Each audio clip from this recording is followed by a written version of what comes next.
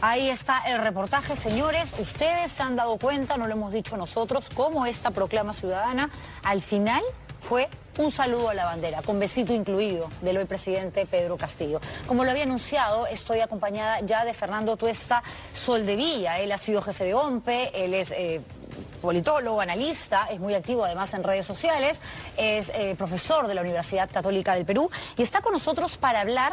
En realidad esta entrevista iba a partir de solamente el tema que tiene que ver, que no es poca cosa, ¿no?, con las elecciones internas últimas que han sido realmente nefastas.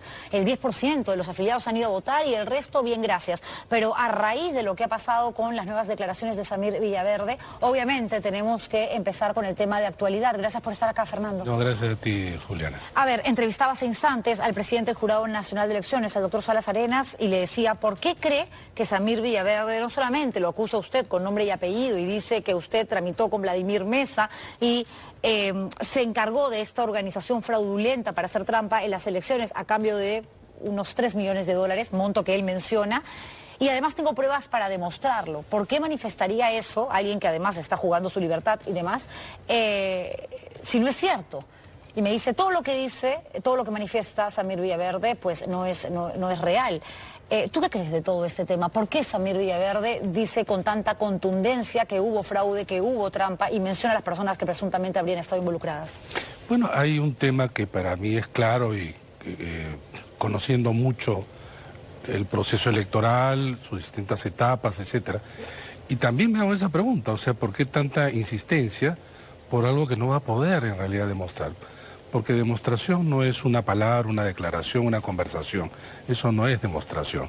Porque habla de fraude. No habla de, qué sé yo, declaraciones que tenían el propósito de hacer fraude, ¿no? Habla de fraude.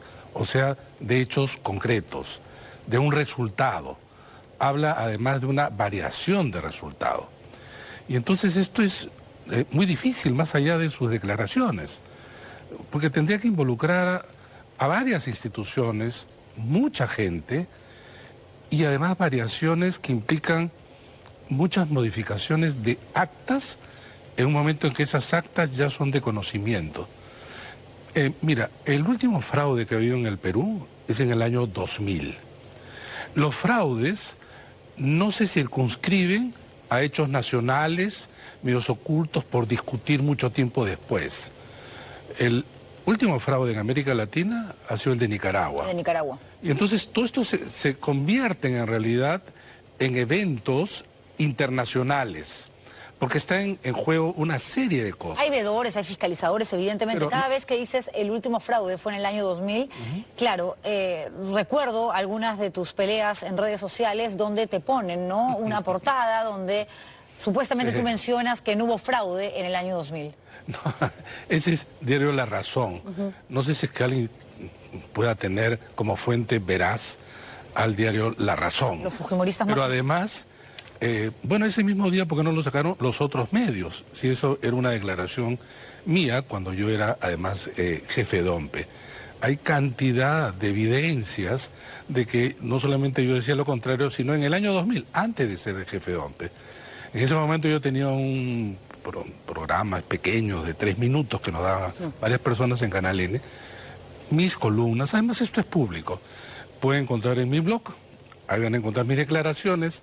Ya es, sin embargo, una cierta necesidad de mantener esa misma foto, es un fake, que además es lamentable, ¿no? Porque quienes quieren consumir eso, lo van a consumir así le digas cualquier cosa. Pero lo que está pasando... En el mundo de las creencias, los fraudistas en todo el mundo de las creencias es cualquier cosa lo toman como cierto. Lo que está pasando ahora a raíz de las declaraciones de Samir Villaverde, que además es sumamente contundente a la hora de enfrentar las preguntas de los integrantes de la Comisión de Fiscalización, es que esta sombra, estas dudas, estas sospechas que existían sobre el proceso electoral, claro, se incrementan. Y lo que viene ahora, y está a la vuelta de la esquina, es el nuevo proceso electoral. Claro, del 2 de octubre. Entonces, ¿cómo llegamos a esa fecha? Bueno, difícilmente Samir Villaverde va a presentar sus supuestas pruebas a ese octubre. ¿Cuál es la razón por la que él se presentaba en principio en la Comisión de Fiscalización? ¿Era sobre esto? Zarratea. Era sobre los la intermediación en donde él estaría involucrado entre empresas particulares y obras públicas, y justamente esa era, digamos, su función, ¿no? Y de alguna manera él tiene presión preventiva sobre esos temas. De repente ha sacado el sombrero y ahora este señor se convierte en el portador de una supuesta prueba, basada hasta ahora solamente en sus palabras, de que hubo fraude. En las organizaciones y las corrientes políticas y sus alrededores que han estado señalando de que había fraude, esto pues es música para sus oídos, pero hasta ahora no hay nada. Yo no creo que exista nada contundente, porque repito, el Jurado Nacional de Elecciones es una suerte de Corte Suprema. Ahí llegan solamente las actas en apelación. No es que el Jurado Nacional de Elecciones va a un almacén y saca las actas y las cambia. Pero acá regresamos a lo que me manifestabas. Para que efectivamente se haya concretado la figura del fraude, han debido de participar muchas instituciones, entre ellas los organismos electorales, RENIEC, OMPE, Fuerzas Armadas, Policía Nacional, OEA, Transparencia. No, pero además las actas nacen de los miembros de mesa que han sido sorteados, en donde hay un conteo rápido de Ipsos, que tiene una muestra estadística dispersa a nivel nacional, en donde los resultados eran muy exactos, como siempre ha hecho en realidad Ipsos. Ahora hay gente que siempre va a creer esto con independencia de las evidencias. Son los terraplanistas de las elecciones. Claro, porque si lo que dice Samir Villaverde es cierto, y aquí es importante recordarle a la gente que en el conteo rápido de Ipsos, tendríamos que creer entonces, asumir que Ipsos también estuvo coludido como empresa, ¿no?, la encuestadora, en este fraude. Da las siguientes cifras: Pedro Castillo 18.1%, los que pasan a segunda vuelta; Keiko Fujimori 14.5%, Rafael López Aliaga 12.2%, casi exacto a los resultados ya oficiales de OMPE, de la Oficina Nacional de Procesos Electorales. Es cierto, pero más allá de la lógica, ¿no?, del documento exacto, de la cifra precisa, Fernando, está este señor, Samir Villaverde, que, gusto o no, ha cobrado protagonismo por lo que manifiesta y porque además viene a ser, digamos, el nuevo actor luego de Carolyn López, que ya había generado zozobra política. En la prensa no deja de sonar su nombre. Nosotros hablamos de Carolyn López porque no es cualquiera, es una colaboradora, aspirante a colaboradora eficaz, que reconoce ser delincuente para poder transar con el Ministerio Público, y dice incluso que hay conversaciones vía WhatsApp entre Salas Arenas y Vladimir Mesa. O sea, ya llegar a ese nivel, digamos, de particularidad cuando no tienes pruebas, tendríamos que pensar que Samir Villaverde entonces es un loco. Bueno, no sé si loco, pero tendrá que probarlo. Entiendo yo que va a tener que valorar el Ministerio Público ese tipo de pruebas, salvo que también digan que el Ministerio Público está involucrado, ¿no? Entonces, y no las va a tomar en cuenta. Pero en todo caso, repito, si fuera tan fácil realmente cambiar un resultado electoral, hace tiempo que se hubieran ganado otras elecciones, aquí y en cualquier parte. La ley electoral, que no ha sido cuestionada por nadie, ni incluso los fraudistas, tiene un conjunto de garantías que le asisten a candidatos y partidos en todos los momentos del proceso, que hacen imposible que un pequeño grupo, una institución por sí sola y para sí, así en componentes con otra, pueda hacer un fraude. Repito, el último fraude fue el del año 2000, pero ¿qué pasaba? Tenías al gobierno que concentraba el poder, que había comprado medios de comunicación, hay videos que están comprados, ¿no?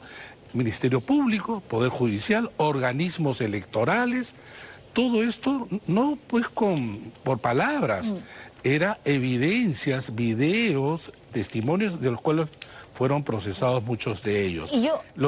Disculpa que te interrumpa solamente para terminar. Los fraudes generalmente cuentan con el aval, patrocinio y ejecución de los gobiernos, que generalmente tratan de mantenerse en el poder. Entonces no hay ningún fraude que se conozca en América Latina, yo no digo en el mundo, solamente en la región, que es lo más comparable, para entender que eso es casi imposible, porque si no, de lo contrario sería pues fácil ganar una elección.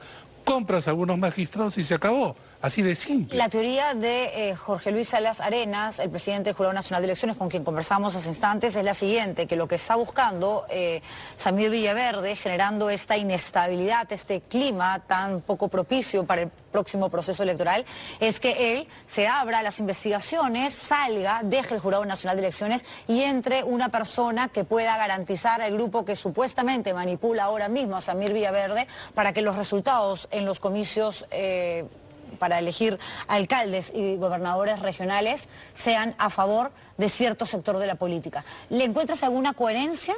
De la misma manera que no creo que pudiera haber fraude, como señala Villaverde, con el anterior Jurado Nacional de Elecciones, de la misma manera creo que, digamos, en un hipotético caso de reemplazo tampoco se podría hacer. Entonces están vendiendo humo a quienes quieren escuchar. Por más razón, ¿cuál es el objetivo de Samir Villaverde? La verdad estamos en el mundo de la especulación, pero de hecho ha cambiado dos cosas. La agenda política y dos, un manto de sospecha sobre el próximo proceso electoral. ¿Y a quiénes benefician esto? Uno podría decir, bueno, hay ex candidatos que han hablado de fraude y ahora son candidatos de cara a las elecciones municipales. Desde Donald Trump, pasando por Jair Bolsonaro y otros, todos dicen, pero no hablan de fraude, dicen, finalmente, si yo no gano, es fraude. Y entonces el 2 de octubre esto se puede esparcir. Quien no gana va a decir que ha sido producto del fraude. Ya lo habíamos dicho antes, ¿no? Bueno, esto realmente es lamentable en la política peruana, en un proceso de degradación, pero muy fuerte, y que esto ya termina por empañar una de las cosas que teníamos de manera apreciada de hace 2 décadas. Procesos electorales que no están inmaculados, con instituciones resistentes, digamos, a lo que pasaba en su entorno, competentes, eficaces. Y entonces, desde el año pasado, esto lo tenemos para un sector de peruanos, lamentablemente, cuestionadas. Pero lo peor de todo es que asocian algo que es lo siguiente, Juliana. Este gobierno, que lo hemos criticado, incompetente, donde tiene un presidente cuyo alrededor se tejen una serie de actos de corrupción. Entonces, para mucha gente, solo ha podido nacer de una elección fraudulenta. No, tú puedes tener elecciones muy bien hechas y tener un resultado malo. Las elecciones internas, por ejemplo. Bueno, Mario Vargas Llosa, garante de la candidatura de Keiko Fujimori, ha dicho el Perú eligió mal, pero las elecciones fueron limpias y transparentes. Claro, no será ninguna parte del mundo, no será la primera parte del mundo en donde eso suceda. Justamente hablando de la crisis política, de la situación en la que estamos ahora mismo en materia política, de cara, repito, a las elecciones que son ahorita en octubre, hay que sumarle esto que tiene que ver con la falta de interés de gente que milita, gente que está afiliada a partidos políticos y que cuando han tenido que ir a participar de este proceso democrático, para elegir a los candidatos de manera interna, la participación alcanzó solo un 10%. Y muchos de los que han sido consultados, por las razones por las que no han ido a votar, han tenido una respuesta que tampoco es, digamos, incoherente y lógica. Es, ¿para qué? Si solamente había una lista. Claro, si esa persona que está postulando de todas maneras va a ser elegida por el partido para que nos represente, no hay otro. O sea, ¿qué está pasando y qué se tiene que hacer? Porque luego los platos rotos, los pagamos todos. Es que el problema, Juliana, es que eso que hacemos ya se había hecho. La reforma política, uno de cuyas normas, poquísimas normas se aprobaron, eran justamente elecciones de selección de candidatos distinto a lo que hemos visto. ¿Qué hizo el Congreso anterior y este Congreso? La suspendió. Las primarias abiertas, simultáneas, obligatorias, en donde involucraba a todos los peruanos. Los partidos políticos la suspendieron y señalaron, aprobaron este modelo que se llama elecciones internas, donde además permiten varias cosas que en la reforma no estaba. Uno, justamente presentación de listas.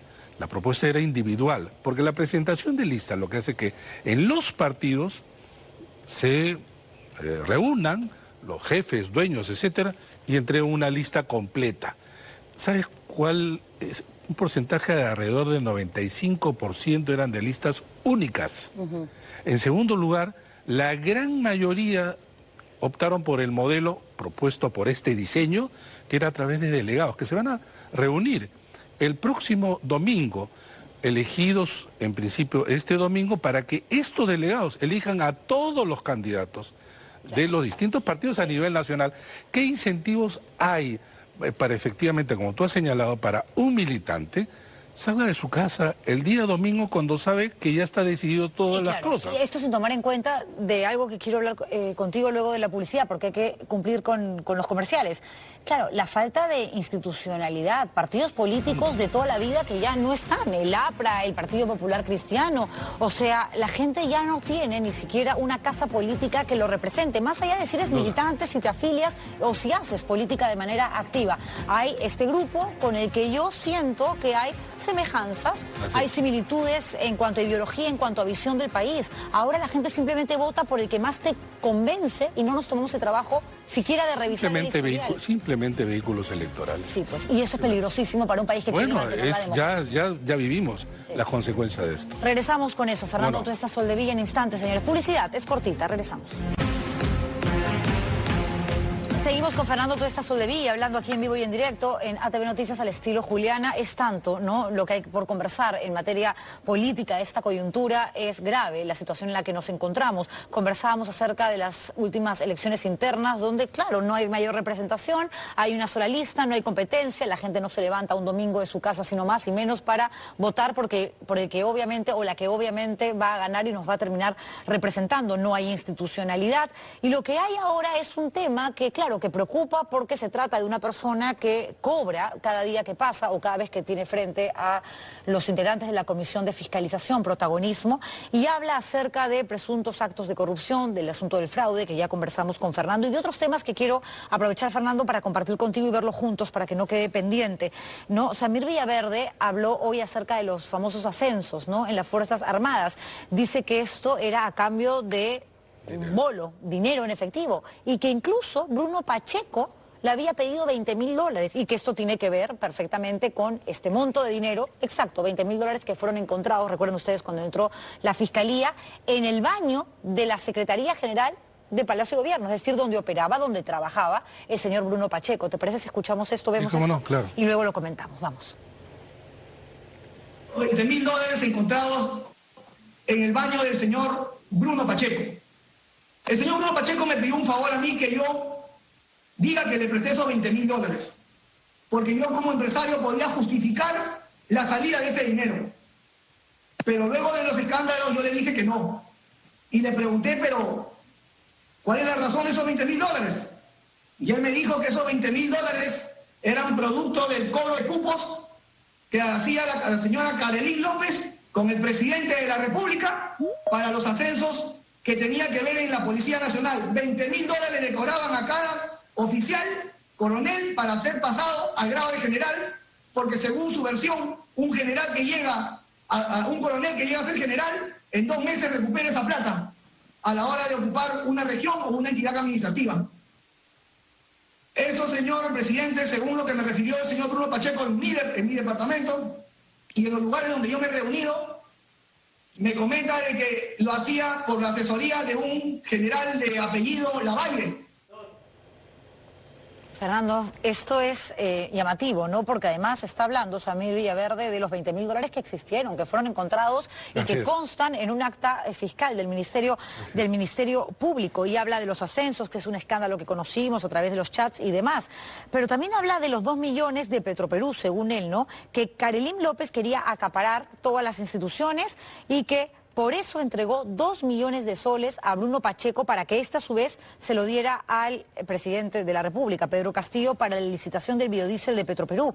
Pero o hay contundencia y es cierto lo que dice, o realmente se ha encargado de revisar las entradas, los ingresos y las salidas a Palacio de Gobierno para que su discurso coincida con lo que uno puede corroborar, ingresando además a una plataforma que es abierta para todos. Y efectivamente, el 18 de octubre ingresa Hugo Chávez, el expresidente de Petroperú, en una reunión de trabajo con el presidente de la República de 9:27 de la mañana a 11:10, acompañado del representante de esta empresa de biodiesel, quien gana la licitación La Buena Pro, casualmente a Budayé, 10 días después. El 28 de octubre, donde se adjudica este contrato, se da por un monto de 74 millones de dólares. Y luego, cuando habla de Mesa, habla de la ex alcaldesa de Villa María del Triunfo, Silvia Barrera.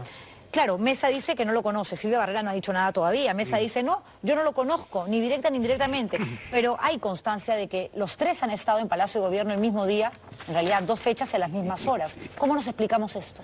Mira, ha estallado estos círculos que han medrado alrededor del presidente de la República, Palacio de Gobierno, personas que luego, por diferentes situaciones, porque ha estallado que la actuación de ellos en diversos momentos, justamente de esta suerte de lobistas, y entran en competencia porque se tiene que salvar o se quieren salvar.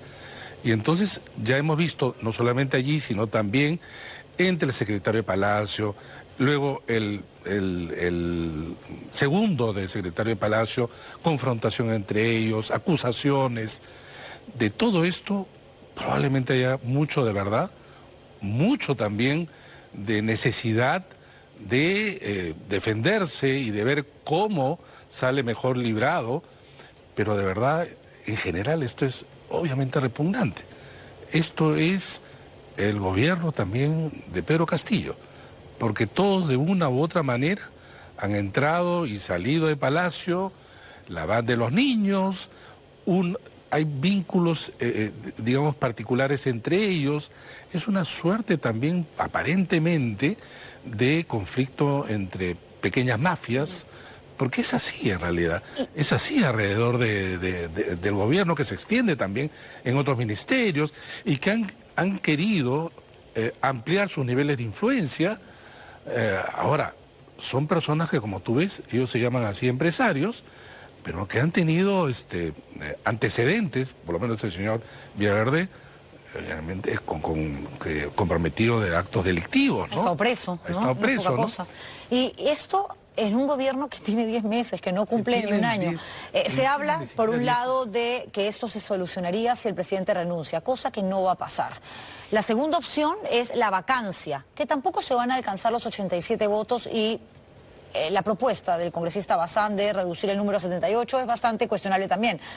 Lo ideal para muchos, me sumo y lo he dicho abiertamente, es el adelanto de elecciones previa reforma política. Pero la pregunta que nos hacemos también, incluso quienes estamos a favor, digamos, o creemos que es la única salida, es ¿quiénes vienen después? Si estamos viendo en realidad lo que está pasando con las elecciones internas y más o menos nos hacemos una idea de lo que va a suceder en octubre. Y si ahora le sumamos este condimento de más bulla, de más sombras, ¿no?, con relación a las entidades electorales, entonces, ¿dónde estamos parados o dónde vamos a terminar? Mira, sobre esta propuesta que tú señalas, personalmente también he escrito sobre lo mismo, en la misma dirección, porque hay que darle una salida constitucional a la crisis, una crisis generalizada, en donde tenemos un gobierno incapaz, lleno de actos de corrupción, personajes que también acusan al propio presidente de la República, y el Congreso, que es parte del problema. ¿Se sostiene un país así? Podemos seguir así, pero a costa de resultados, pues, nefastos para todos nosotros. Entonces, por sí solos, ni el presidente ni el Congreso van a decir, bueno, vamos a adelantar elecciones. Ahora, y tu pregunta es válida en el sentido, claro, ¿va a ocurrir más de lo mismo? Sí, si es que ahora se convocaran elecciones, no hay nada que nos diga que la representación va a ser mucho mejor, así, comparativamente con la actual. Tiene que haber, evidentemente, o tiene que mediar modificaciones en la oferta electoral, reforma política, para tener alguna posibilidad de que esto mejore. Tampoco es que esto va a cambiar de la noche a la mañana. Seguro, pero para eso mínimo, ese cambio mínimo, se necesita voluntad política, básicamente el Congreso. Porque si lo que tenemos allí, como presidente y el Congreso, es porque también el menú era estrecho y, digamos, malo. Como cuando tú vas a un restaurante, puedes tener tienes que comer algo, pero bueno, ahí están todos los platos que no gustan o disgustan o caen mal. Y Castillo no es presidente de la República hoy porque a la gente le encantó su discurso o creyó que era la mejor opción.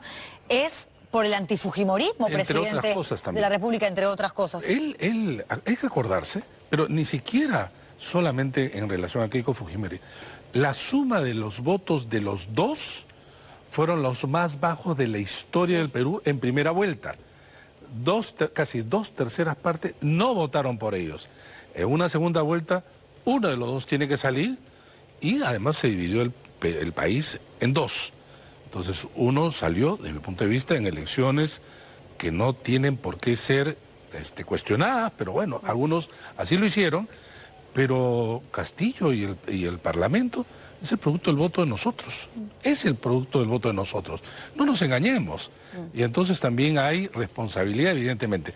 Pero claro, dicho esto, debemos necesariamente que esperar hasta el 2026, ¿no? La crisis realmente generalizada nos obliga a tomar medidas antes, y cada día, cada semana encontramos actos de corrupción, medidas indebidas que nos hacen daño no solamente ahora, sino también a nuestro futuro. Seguro. ¿No? Me gana el tiempo. Fernando, gracias por haber venido y claro, con esta frase que acabas de mencionar, ¿no? El voto, ¿no?